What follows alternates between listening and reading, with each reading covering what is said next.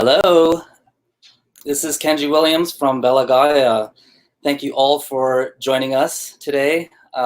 Today is the 50th anniversary of Earth Day, something very meaningful. And although a very short time in the history of humanity, I really am inspired by Earth Day because it is really a reminder of putting us in context, bringing us the perspective that we all are all guests on this planet, and we are sustained by her, and that we need to take care of her in order for us to thrive. And in this moment of real crisis on our planet, I want to thank you all for joining us. And it is in this context of COVID-19 that perhaps we're all reminded by our common humanity. And this is exactly the message of BELLA GAIA, that we are all connected. Before we go into the show, I'm just going to say a word or two about how BELLA GAIA came about. And basically about 12 years ago, I met a NASA astronaut. His name is Mike Fink, and he lived on the space station for over a year. And when I met him, he had just come back from space. And I asked him, what is it that changed when you went to space? And he told me that before he went to space, he was a planetary scientist, and his favorite planets were Mars and Jupiter and Saturn. But once he went to space and he looked out the window of the space station and saw this planet Earth with an atmosphere just 20 miles thick and this living, borderless bubble of life floating in the blackness of space, he had this profound transformation seeing the Earth from space. And he really had a life-changing experience and gained a greater appreciation for our planet. And basically, Earth became his favorite planet. So this story, very simple, it really struck me very deeply. And I basically began to wonder and dream about how could I bring Mike's experience to the rest of us who cannot go to space. And so I began the process from nothing. I had no money and no example of how to replicate the overview effect that Mike had, and basically started piecing together software, music that I composed, and then content from NASA. Started performing it live with live musicians, myself, starting with violin, and then we continued to add dancers and other musicians, and more scientists and NASA came on board, contributing the amazing data visualizations that you'll see in this show. And so I think, 10 years later, it is really quite an honor to continue to be doing this. We've toured around the world with live musicians, multiple 3 dancers or more, and performing at performing arts centers. And actually all our shows got canceled this spring. And so we decided to give this to the world and to share this actually in a full screen, intimate context with our singer, Kristin Hoffmann. And so I hope that you feel a little bit, this is really, there's no words. This is an emotional connection. It's really engaging our emotional intelligence. And as some of you may know, Gaia originally is the earth personified, or the Greek goddess of the earth. The modern interpretation is the earth as a living organism, as an interconnected whole.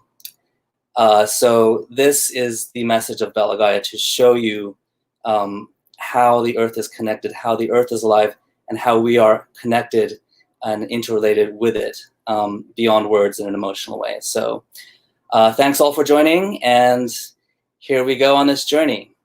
Thank you.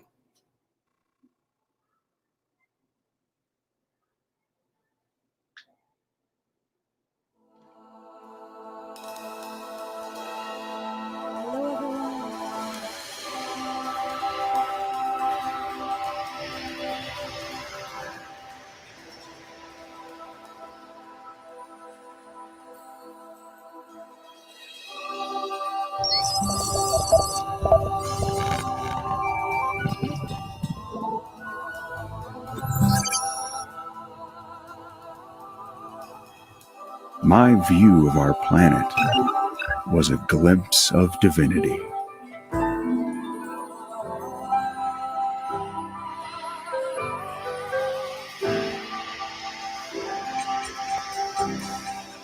Show you the Earth. It's a beautiful, beautiful view with predominantly blue background and very, very beautiful.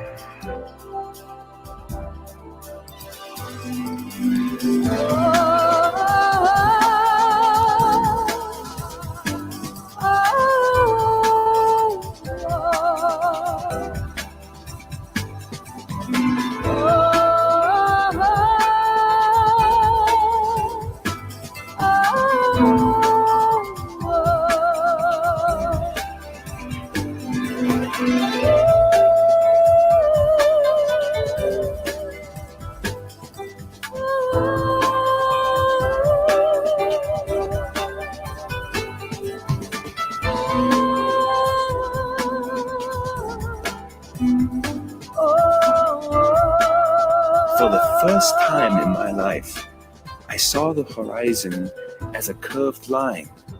It was accentuated by a thin seam of dark blue light, our atmosphere. Obviously, this was not the ocean of air I've been told it was so many times in my life. I was terrified by its fragile appearance.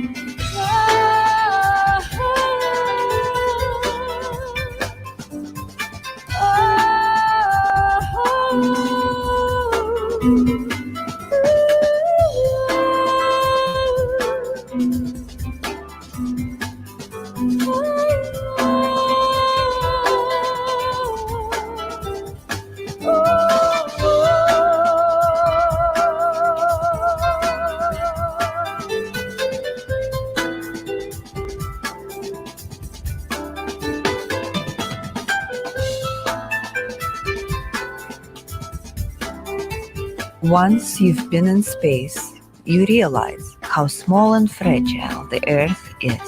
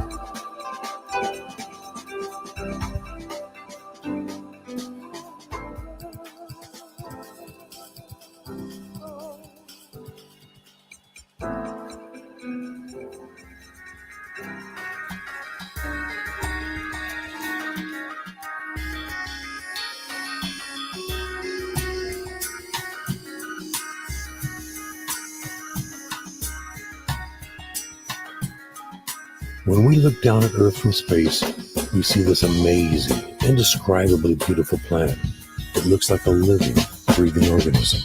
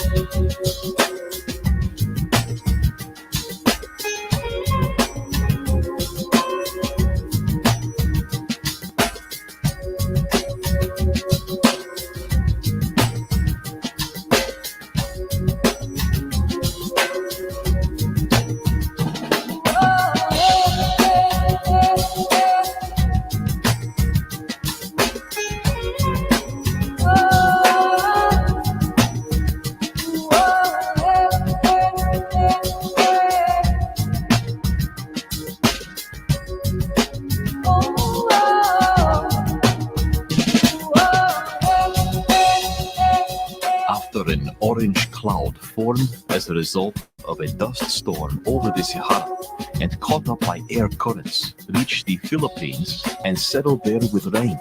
I understood that we were all sailing in the same boat.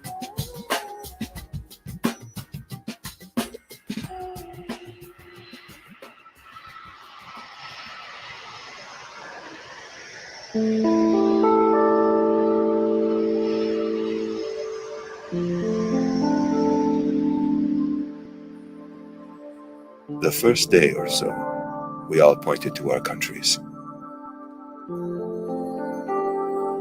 The third or fourth day, we were pointing to our continents.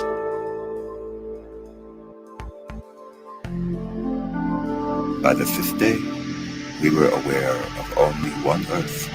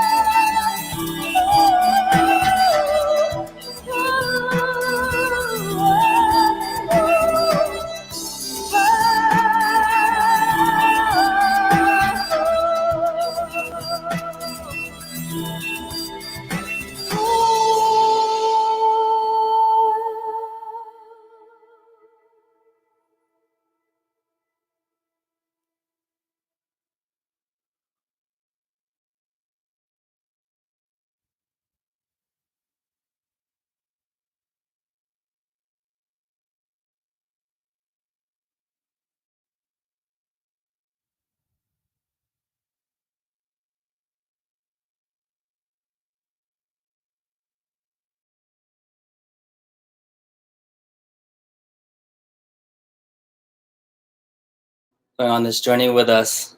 Thank you, everyone, for going on this journey with us. Thank you, Kristin. Are you there? Hi. There you are. Yay. Happy Earth Day, everyone. It's so good to be here all together. As I say, the spirit of BELLA GAIA, Kristin Hoffmann, touches your soul in ways that are just unbelievable. So we put a call out. We're gonna actually have Ron Garan, astronaut Ron Garan, join us in a moment.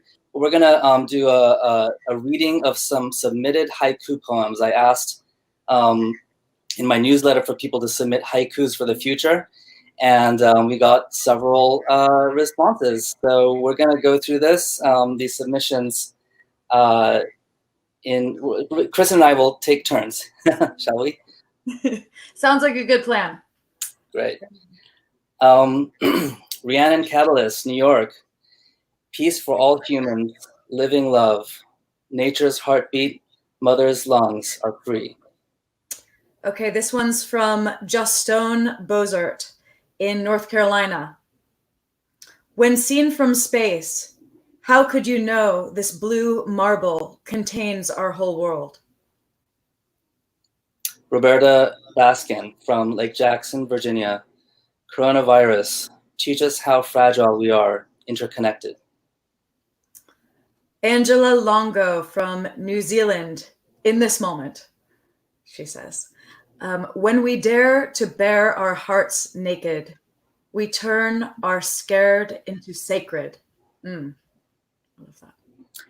Adriana Silva from Paris. Manifesto Eco Art Vibra, desde Paris Abril. Okay, this one is from Gaia, Serna. Good name. Also from Paris. From the bottom of my hearth, Gaia poems are. Tracy E. from Florida. Are we evolving? Pandemic, fear, division, into new world peace. David Gower in Cortland, New York.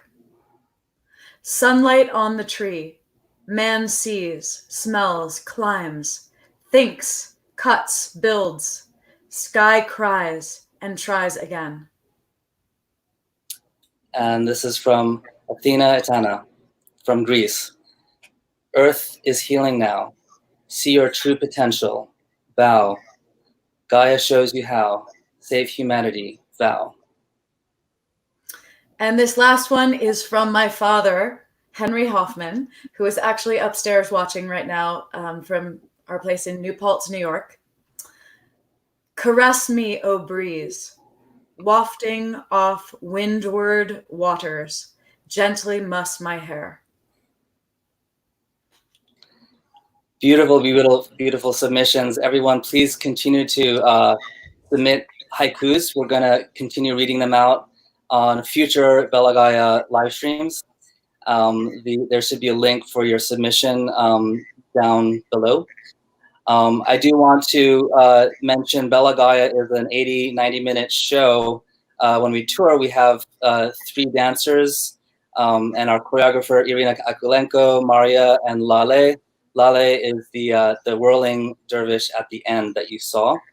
And also musicians Yumi Kurosawa on the 20-string koto, along with me playing violin and Kristin, and Rhiannon, our wonderful manager.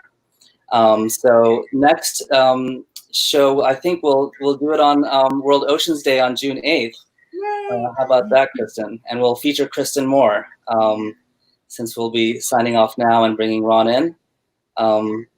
Yes, but thank you so much, Kristin. Thank you, and wishing everyone a happy 50th Earth Day, and may you find some way to connect to the Earth that is special to you today. Even if you're indoors, there's always a way, right? Just looking out at the sky or appreciating a tree blowing in the breeze. May you find a way to connect and feel the Earth within you. So much love. Thank you. All right, I'm going to bring in astronaut Ron Garan right now. Hey, Kenji. Ron, how's it going? It's going good. I just have to say, Kristin is amazing. I mean, she is, isn't she? She's that was hauntingly beautiful and immersive. Her voice just Sucks you washes over in. you and immerses you in the beauty of what you're seeing. So. Gives me chills every time, and we've toured for 10 years. So. Well, I'm so honored for you to join us, Ron.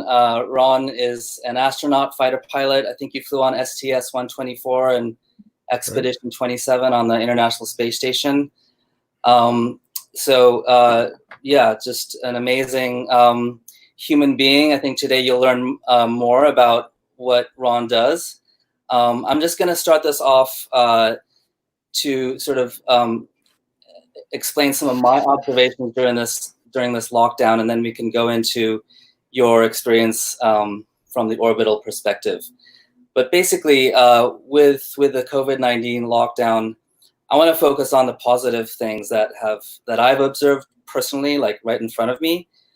The skies are cleaner. I live in Manhattan, okay, and so I can feel and taste the air is different.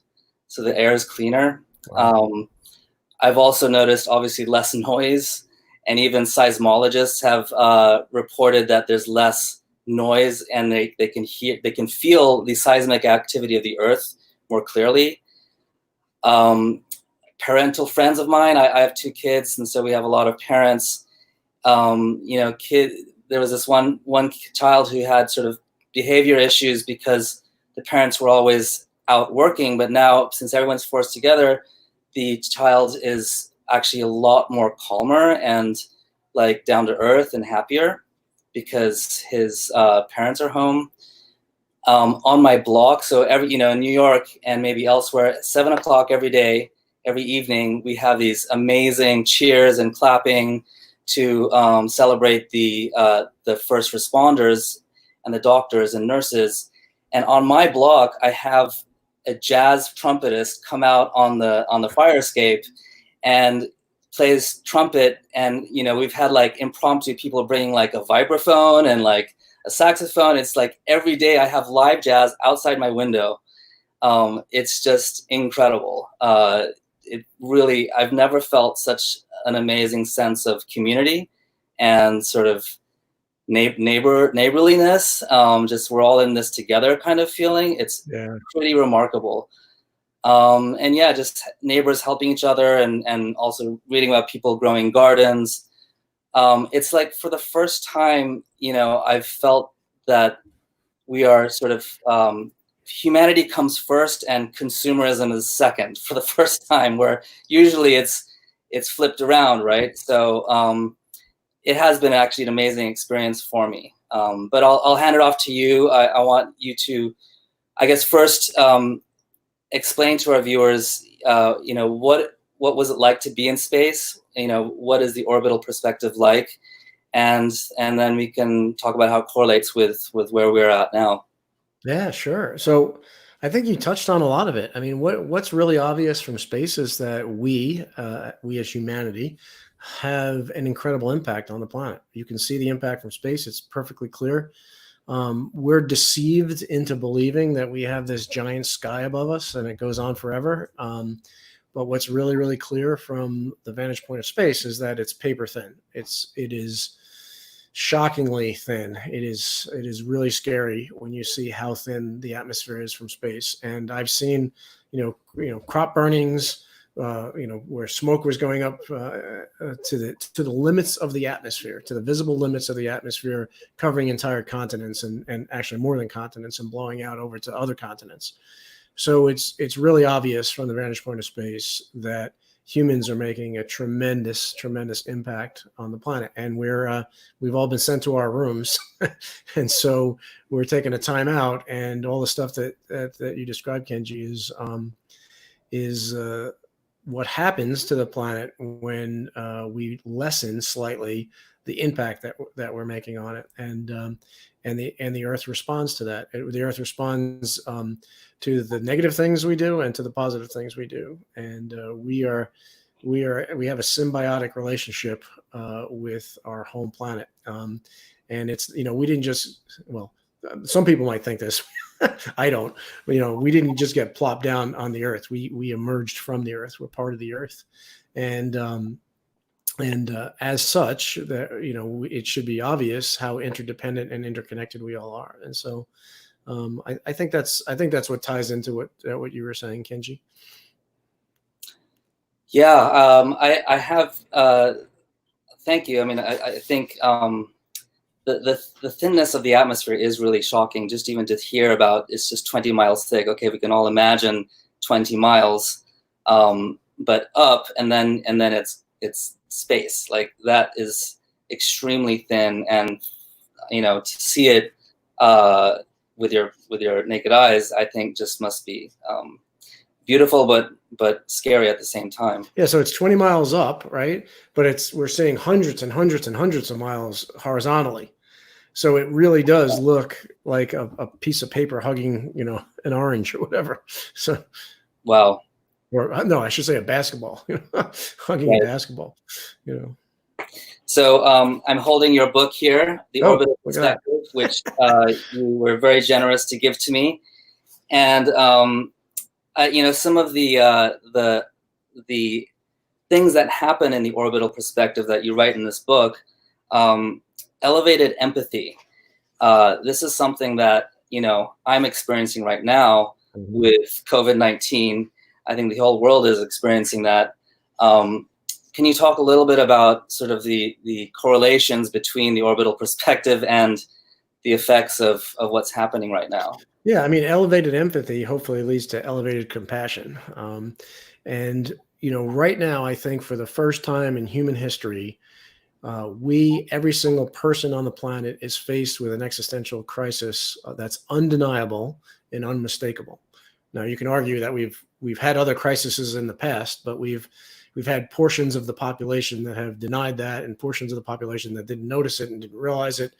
But there is literally not a single person on the planet right now that's not affected by COVID-19. And we truly are all in this together. That's not a cliche. It's really, really true.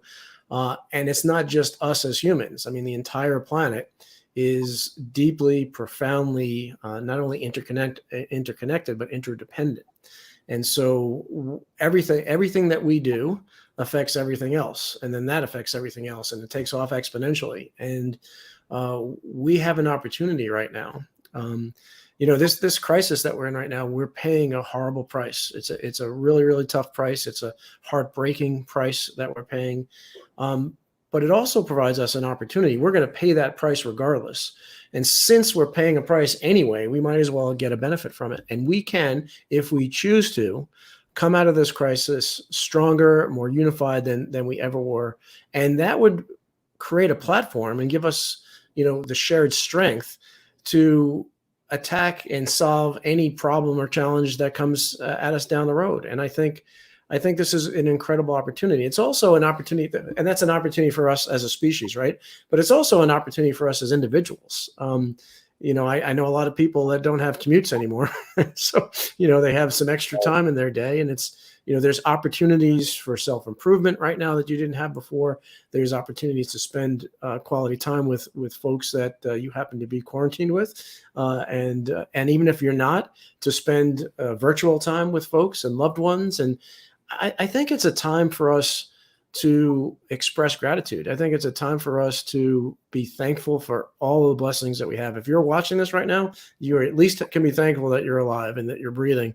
And we can be really, really thankful for the planet that we are part of. And I think, that's one of the big things of the orbital perspective. That's one of the big things that I took back from space is just an incredible sense of gratitude for the planet that we are all part of, and how it perfectly meets every need that we have, how it's perfectly placed, the right distance from the sun. It has water, it has, everything that we need for life. But it's a delicate balance, and we need to keep that delicate balance in check, and we need to protect it. And we have evolved as a species to be part of a sacred contract. I mean, it's up to us to make sure at this point in our evolution, at this point in the power that we've developed as a species, and through our intelligence and our willpower and our determination, we have the capability to destroy this planet or to make it into the paradise that it originally was, return it to the paradise that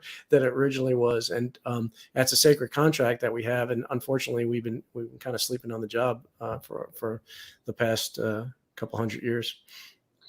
I mean, I'm so glad you said that, because it feels like we have almost waken up from a nightmare in terms of we have been careening towards a cliff. You know, I mean, take comfort in the fact that the way we've been living the last 30, 40 years is completely unsustainable. And so this lockdown, this COVID-19 crisis is sort of like a shock to the system where, you know, I hope people realize that going back to business as usual is extremely, you know, it's unsustainable, it's dangerous. I mean, it's almost like COVID-19 is a proxy for climate change, in that we're right now trying to discuss how do we go back to business as usual or the new normal, and but it's dangerous and all this kind of stuff. But like, take that to a larger context of climate change. I mean, by far, climate change and I would say the loss of democracy are probably much bigger problems than COVID-19. They are really existential threats. And going back to business as usual is, we just can't do it anymore, you know? Yeah. So what does that mean to go back to business as usual? So business as usual is completely upside down. And this is really obvious from the vantage point of space, but you don't need to go to space to realize this. We have everything completely flipped upside down. We treat everything on our planet, including the very life support systems of our planet, as the wholly owned subsidiary of the global economy. And that is completely wrong. Our economy is dependent on our society, which is made up of individual people. And our society is completely dependent on and embedded in the biosphere that we call Earth. So what it means is, the reality of the situation is that our economy is the wholly owned subsidiary of the biosphere. Without the biosphere, there is no economy. And we're kind of doubling down. There's some, you know, good antibodies and there's some bad antibodies right now with this crisis. You know, the good antibodies are trying to, you know, pull together and unify and see this as an opportunity. The bad antibodies are doubling down on this upside down world that we live in, because now the doubling down is, not only are the life support systems being wagered as more as expendable in the view of the global economy, the very people themselves are. And so, you know, there's people professing that vulnerable citizens should sacrifice themselves for the economy, and that our economy is more important than a human life. I think that's ridiculous, and obviously that, you know, that mindset is not sustainable, because if you draw the trajectory out of where that mindset takes you, there is no human life on the planet. It leads to the extinguishing of all human life and potentially all life on the planet if we continue down the path that we're on. So we need a course correction for sure. Right. I mean, I think we are all aware that the, you know, carbon dioxide output has drastically decreased during this lockdown. I mean, what, you know, imagining like, okay, maybe we can maintain this level of CO2 output while getting back to work, like, is that possible? Well, I mean, it's possible. It's not sustainable. So yeah, again, we've been sent to our rooms, right? What happens when you get sent to your rooms? You got to think about things.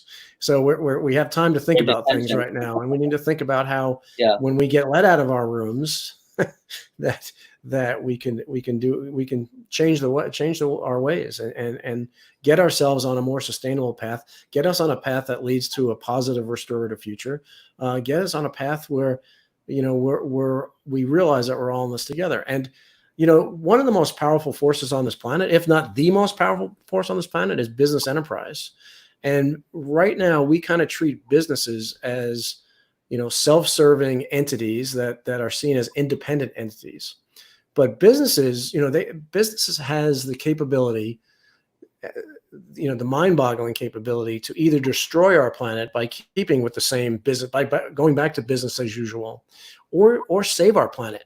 So instead of seeing business, for instance, as independent entities operating in a vacuum, if we saw them first and foremost as serving the needs of civilization, which they should, if we see problems out there and we create businesses to solve those problems, and those businesses are not seen as independent entities, but as interdependent nodes in a fabric of prosperity, where everyone has an opportunity to, live a good life in harmony with our planet and harmony with each other. That's a future that we don't want to go towards.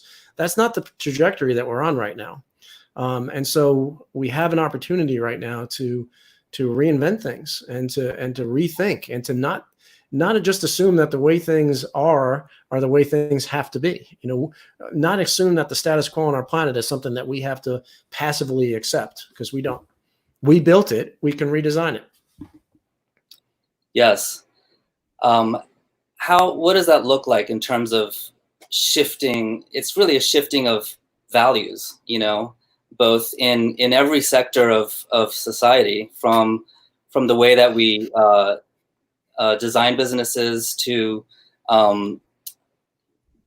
also, this gets into, democracy and how we organize as a society and how we interact with democracy or the destruction of democracy.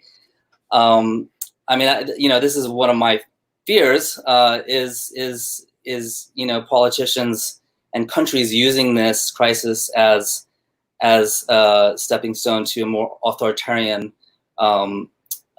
way to govern, as well as taking away civil liberties. This is a real risk, and so, in terms of these values and organization, what are some of the ways we can do that? So the first step is to stop believing a fundamental lie. I think the reason why politicians get away with what they get away with, and major corporations get away with, major corporations that are not playing nice with others that get away with things, is because the vast majority of the people on the planet believe the lie that individually they are not powerful. And each and every one of us is vastly more powerful than we could ever imagine. And part of the reason we don't realize how powerful we are is because we look at things on a short time frame. We look at things, weeks down the road. We're not looking at things years, decades, or multi-generationally. But when you stretch things out and you look at things over a long term, every action we do, every word we say, everything that we do has tremendous, tremendous impact. That's operating as individuals. If we unify and act together, that accelerates that, and it becomes an exponential impact that is in the short term.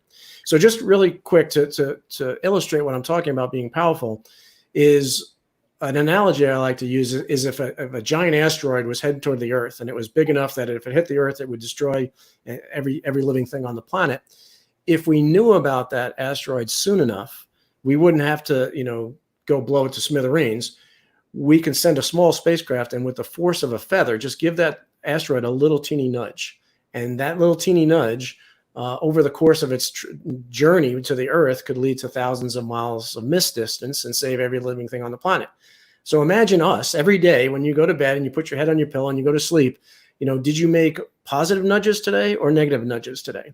And every one of those nudges, if you extrapolate it out over time, it could be, averting a planet-killing asteroid. And so from that point of view, we are incredibly, incredibly powerful. And if we all come together and unify and have that shared strength that we can turn things around faster. Each of us is capable of turning things around, but we can turn things around faster. So people say, why do I need to why do I need to recycle a plastic bottle? What's one bottle going to do? Over the long term, that creates a lot. And the other thing is, what we've seen is a concentration of power and a concentration of wealth. And a lot of that is caused by a concentration of information. And so the more that we can keep ourselves informed with real data, not opinions, with facts and scientific data, the more power we will have, because all of those concentrations don't lead to a good future. And I think the more that we can distribute things out, the more that we can keep the playing field level, so that people do have an opportunity to better their lives and to contribute to society. All of us are going to benefit from that. It's not just it's not just the people that are affecting their own lives. If people are healthier, if people are able to contribute to society, all of us benefit from it. So there's this false sense of separation that we have too, that we think if that person over there is doing well, that comes out of my pocket. That's not true. It lifts us all up. So, well, that was one of the points in your book, the illusion of differences, right? Mm-hmm. And Right.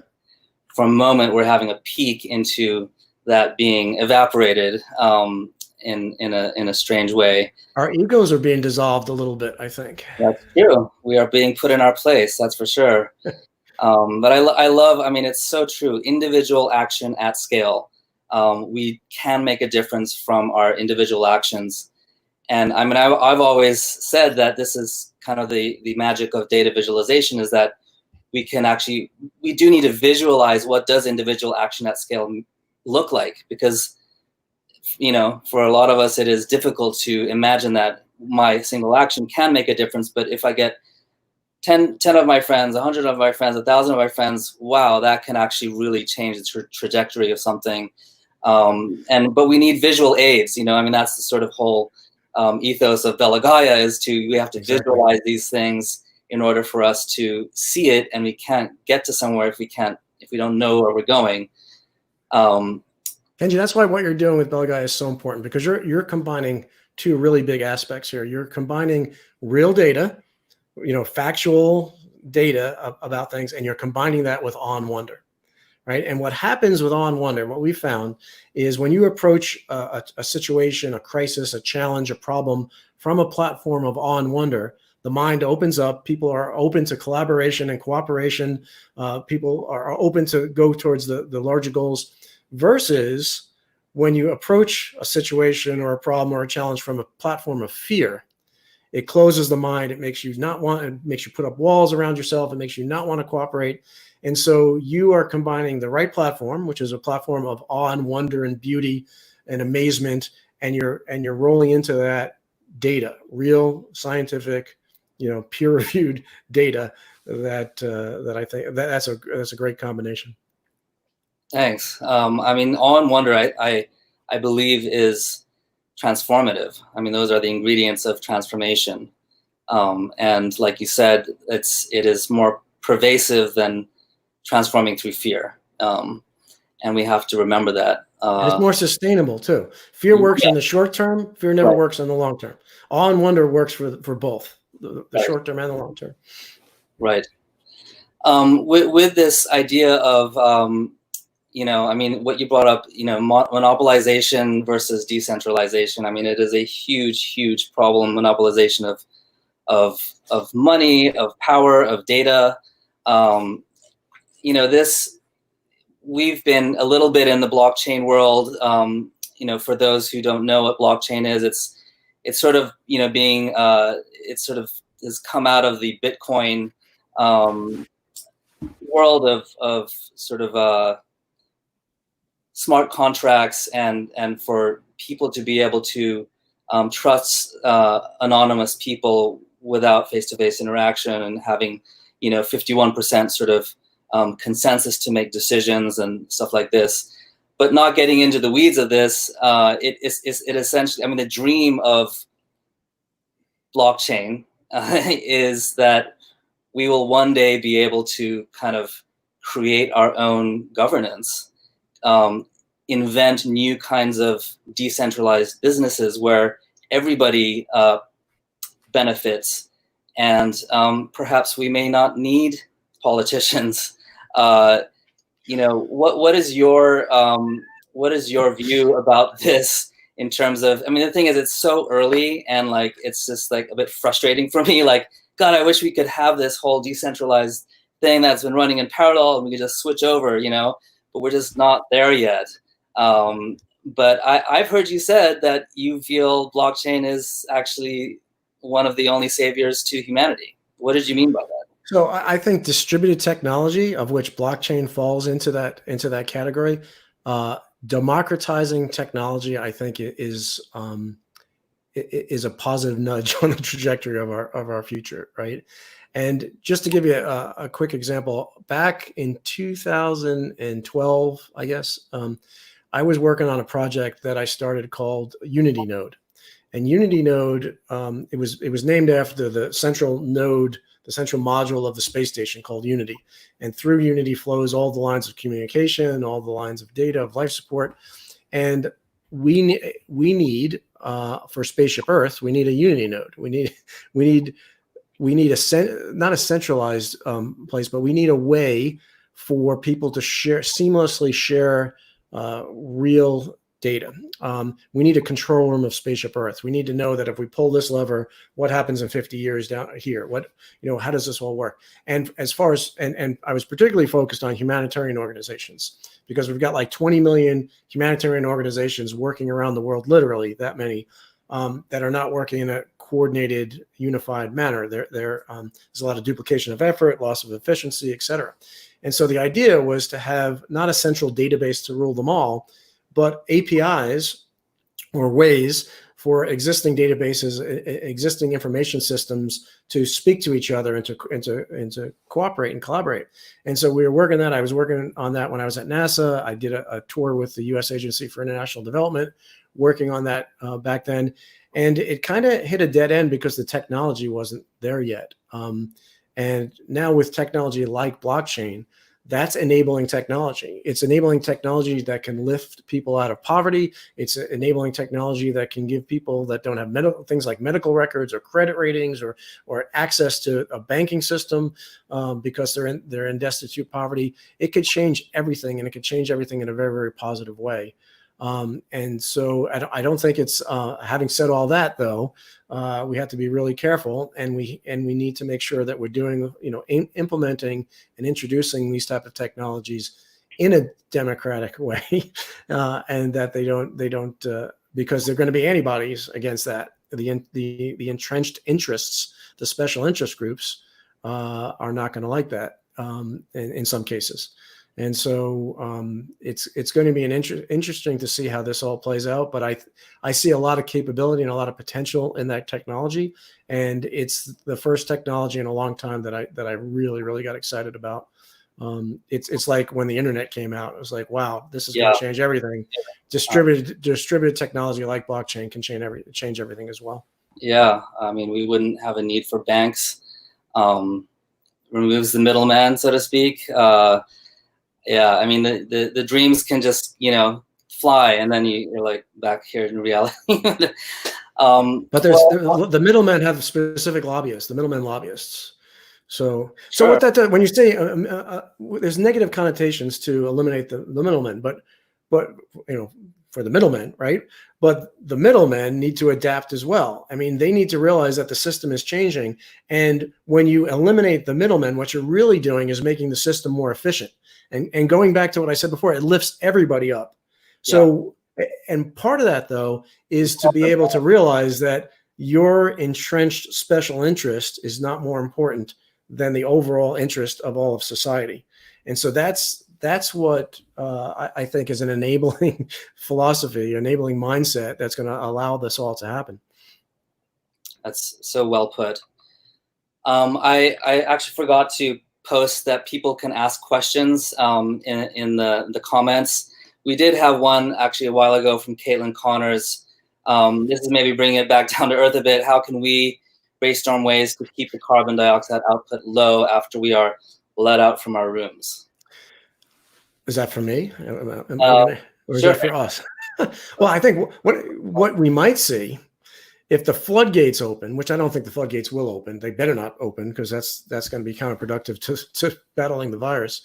But if they do, if we just say open up, and all of a sudden every restaurant opens and everybody's on the road and everybody's going, doing all these things again, you're going to see a surge in CO2, because everybody's been pent up and they're stuck in their rooms, and everybody wants to do the same thing. They all want to get out. They want to, travel. They want to get back on airplanes. And so we need to be really conscious of that and conscientious in that. that when we emerge from this, that we emerge in a way that's not going to put a big taxation on the planet. It's not going to stress the planet more than it was before. I mean, I think, one thing with people working from home is, if you do work at a job that does require you to travel to an office, band together with your fellow workers and try to argue, with the higher ups that, let's do 1 or 2 days a week from home. And I mean, just even that, just these little things can really add up in terms of reduction of our travel. Yeah, I mean, that's maybe a one simple way, It's 6 o'clock already. We have kind of like a back-to-back Earth Day thing, so I do want to wrap it up. But there's this amazing comments here from everyone. I think we can all dream this up together. I feel that COVID-19 has sort of, it's like an end of a chapter, and now we're turning the page. And what will this chapter be? And we can write it. I think that is really the takeaway message here. Mm-hmm. What kind of future do we want? What is this chapter going to be about? It's horrifying and incredibly inspiring at the same time. And my heart goes out to everyone who is suffering, and both health-wise, stress-wise, financially, and this is really is going to be a challenging few years. But I think in a couple years we are going to see a kind of, I don't know what you call it, renaissance. But everything all the seeds we plant now will manifest in the coming years. It's not going to be immediate, but we have to plant those seeds now. And we can really, I mean, this is let's take advantage of this crisis/opportunity. So I would love to continue talking, Ron, but this is the first of many more to come, perhaps. Yes. Really, it's an honor to have you. Thank you so much. Thank you, everyone who watched. And I do want to hand this off. We're going to continue this Earth Day celebration at 6 o'clock at planetheart.org in collaboration with We the World.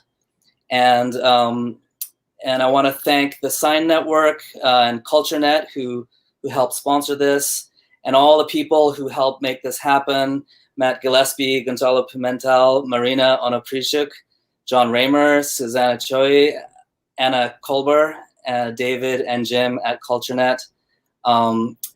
Thank you all for making this happen. And thank you again, Ron. And happy Earth Day. Happy 50th anniversary of Earth Day. Yeah. Thanks. Thank you. Bye.